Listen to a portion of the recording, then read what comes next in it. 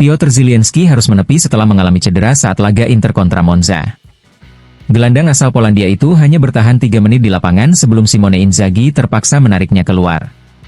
Hari ini, Zielinski menjalani serangkaian tes medis di Institut Humanitas di Rozzano. Hasil pemeriksaan menunjukkan bahwa ia mengalami distraksi pada otot gemulus medial di kaki kanannya. Kondisinya akan terus dipantau, dan evaluasi lebih lanjut akan dilakukan dalam beberapa pekan mendatang untuk menentukan kapan ia bisa kembali bermain. Absennya Zielinski tentu menjadi tantangan bagi Inter, yang harus mengatur strategi di lini tengah selama pemulihannya.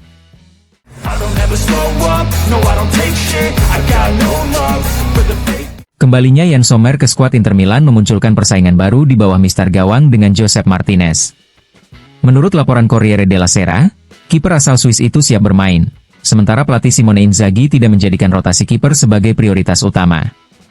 Inzaghi pernah menerapkan sistem serupa ketika mengelola transisi antara Samir Handanovic dan Andre Onana, tetapi saat itu bertujuan untuk secara bertahap menggeser Handanovic. Sementara itu, Josep Martinez telah menunjukkan kualitasnya ketika menggantikan Sommer. Statistik mencatat bahwa Martinez memiliki persentase penyelamatan yang diharapkan lebih tinggi, 0,38, dibanding Sommer, 0,23. Namun, Sommer tetap unggul dengan catatan penyelamatan tertinggi di Liga Champions musim ini, mencapai 95%. Selain itu, Sommer juga memiliki keunggulan dalam distribusi bola, baik dari segi akurasi maupun efektivitas operan. Dengan kompetisi yang semakin ketat, perubahan hierarki kiper di pertengahan musim tentu tidak akan mudah bagi Inter Milan.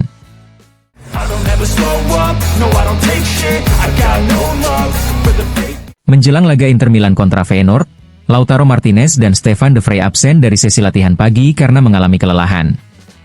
Meskipun keduanya tetap masuk dalam skuad yang dipanggil, La Gazzetta dello Sport melaporkan bahwa mereka kemungkinan besar tidak akan dimainkan sebagai starter. Pelatih Simone Inzaghi tengah mempertimbangkan perubahan taktik dibandingkan leg pertama. Ia berencana memberikan kesempatan kepada pemain yang jarang tampil musim ini, sekaligus memberikan istirahat bagi mereka yang telah bermain intens dalam beberapa pekan terakhir. Salah satu keputusan penting adalah di bawah mister gawang, di mana masih ada keraguan antara Yann Sommer dan Josep Martinez. Di lini belakang, Inter diprediksi akan menggunakan formasi 3 back dengan Jan Bisek, Francesco Acerbi, dan Alessandro Bastoni. Sementara itu, Denzel Dumfries dan Carlos Augusto akan beroperasi di sektor sayap. Di lini tengah, Christian Aslani diperkirakan akan berduet dengan Davide Fratesi dan Henrikh Mkhitaryan untuk mengontrol permainan. Sedangkan di lini depan, Inter kemungkinan akan mengandalkan duet Marcus Thuram dan Mehdi Taremi sebagai starter.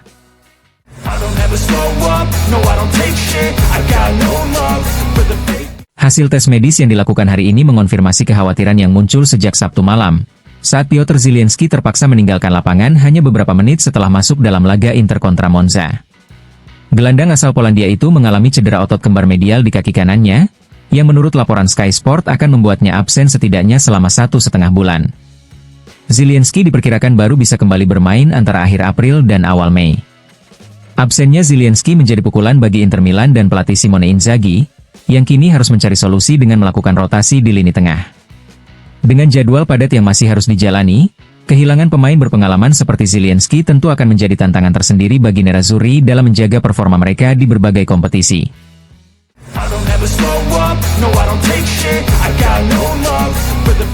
Menjelang pertandingan leg kedua babak 16 besar Liga Champions melawan Feyenoord, Inter Milan menggelar sesi latihan pra-pertandingan di Appiano Gentile. Dalam sesi yang terbuka untuk media, koresponden FC Internews melaporkan bahwa Stefan de Vrij dan Lautaro Martinez menjalani latihan terpisah. Keduanya sebelumnya meninggalkan laga melawan Monza karena kelelahan. Namun, tidak ada yang mengkhawatirkan dari kondisi mereka. Baik de Vrij maupun Lautaro diperkirakan tetap siap bermain dalam laga kandang besok. Bahkan, keduanya telah masuk dalam daftar pemain yang dipanggil, meski Lautaro masih mengalami sedikit masalah otot ringan. Sementara itu, pelatih Simone Inzaghi mengambil keputusan mengejutkan dengan tidak mengisolasi skuad di pusat pelatihan Pinetina menjelang laga. Sebaliknya, ia membiarkan para pemain pulang ke rumah masing-masing, menunjukkan kepercayaan penuh terhadap kesiapan timnya menghadapi Feyenoord yang datang dengan defisit 2-0.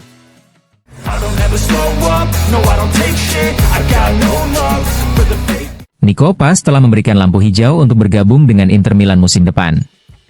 Seperti dilaporkan oleh Corriere dello Sport, Gelandang muda asal Argentina yang kini bermain untuk Como telah menyatakan kesiapannya untuk hijrah ke Nerazzurri. Kini, tugas Inter adalah menyelesaikan kesepakatan dengan Como dan Real Madrid. Peran wakil Presiden Javier Zanetti, yang memiliki hubungan dekat dengan ayah Nico, Pablo Paz, telah menjadi faktor kunci dalam pendekatan ini. Namun, Inter masih harus menempuh langkah-langkah negosiasi lebih lanjut. Paz memiliki beberapa opsi lain, termasuk bertahan di Como atau kembali ke Real Madrid. Como, yang didukung oleh pemilik kaya, siap berinvestasi besar untuk mempertahankan sang pemain.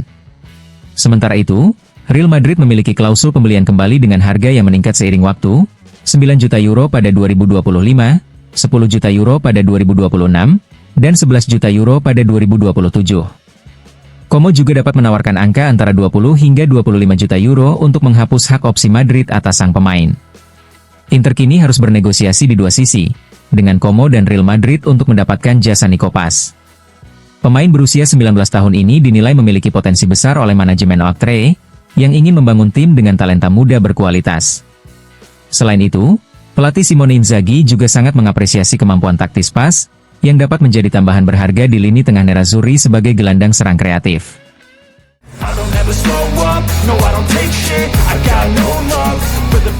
Riccardo Trevisani menyoroti pentingnya kemenangan Inter Milan atas Monza dalam sebuah diskusi di Pressing Studios.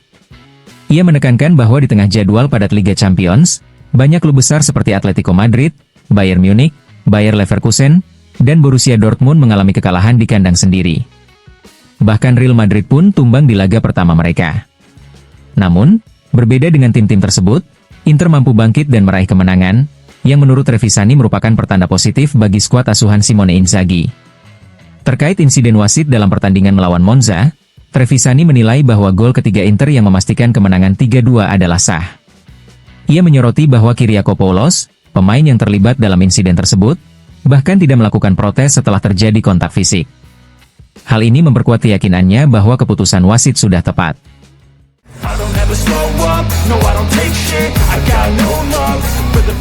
Paolo Condo dalam editorialnya di Corriere della Sera menegaskan bahwa kini hanya tersisa 3 tim dalam perebutan Scudetto. Ia menyebut Atalanta telah menghapus harapan Juventus untuk bersaing dalam perburuan gelar. Inter Milan sendiri akan menghadapi Atalanta di Bergamo pada hari Minggu dalam laga yang dianggap sebagai duel krusial terakhir di puncak klasemen. Condo juga menyoroti perjalanan Inter musim ini. Dengan 61 poin yang mereka raih sejauh ini, angka tersebut tergolong rendah dibandingkan dengan tim-tim pemuncak klasemen dalam 2 dekade terakhir. Namun, ada presiden sejarah yang menguatkan optimisme Inter. Pada musim 2009-2010, tim yang meraih treble juga hanya mengumpulkan 59 poin pada periode yang sama. Menurut Condo, hal ini menunjukkan bahwa meskipun Inter tidak sempurna, mereka tetap dalam jalur yang tepat untuk meraih gelar. Nerazzurri terus mengejar kesuksesan di semua kompetisi, membuktikan ambisi besar mereka meski menghadapi berbagai tantangan sepanjang musim.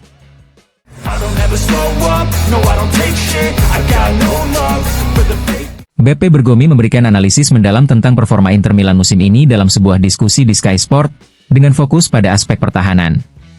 Menurutnya, perbedaan antara permainan Inter di Liga Champions dan Serie A terlihat jelas tanpa perlu data statistik.